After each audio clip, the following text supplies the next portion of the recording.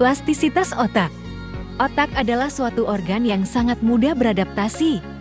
Penelitian-penelitian terakhir memperlihatkan bahwa pertumbuhan otak dan perubahan sel saraf tidak terbatas pada masa anak-anak saja. Meskipun neuron yang mati tidak mengalami regenerasi, kemampuan adaptif atau plastisitas otak manusia sangatlah luar biasa, terutama pada golongan usia muda. Terdapat bukti bahwa dalam situasi tertentu, bagian-bagian otak dapat mengambil alih fungsi bagian-bagian yang rusak. Dengan kata lain, bagian-bagian otak sepertinya belajar kemampuan baru. Hal ini mungkin merupakan mekanisme paling penting berperan dalam pemulihan stroke. Sel saraf juga berperan dalam proses berpikir. Misalnya saja, kamu baru menonton video ini untuk pertama kalinya. Kamu tentu tidak tahu menau dengan apa yang selanjutnya akan kulakukan maupun kukatakan. Mungkin aku akan koprol, atau tiba-tiba mengakhiri videonya. Koneksi sel saraf yang diperlukan untuk mengingat kejadian selanjutnya cuma terbentuk saat ini juga.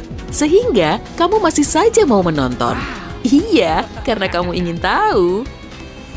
Tapi, setelah menonton videonya sampai selesai, rasa ingin tahu itu segera lenyap. Koneksi antar sel sarafmu sudah cukup terhubung, jadi kalau kamu memutar ulang videonya, sel-sel sarafmu akan memberitahukan isi video. Tapi jalurnya memang sangat sederhana, misalnya begini. Kamu ingat apa yang kukatakan di menit 3.05 di video ini? Tentu saja tidak, karena koneksi sel sarafmu tidak cukup kuat untuk memberitahukan info sedetail itu.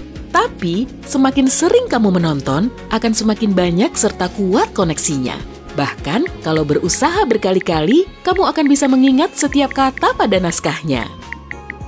Sama halnya saat kamu belajar keterampilan baru, misalnya roller skating. Awalnya, kamu tidak bisa menggerakkan satu kaki pun. Otakmu harus berhadapan dengan aktivitas yang beda dari biasanya. Akibatnya, sinyal-sinyalnya aktif. Kamu juga jatuh, tapi kemudian berdiri dan mencoba sekali lagi. Saat inilah, berjuta sel saraf sudah terhubung dan SSP-mu segera membuat koneksi baru.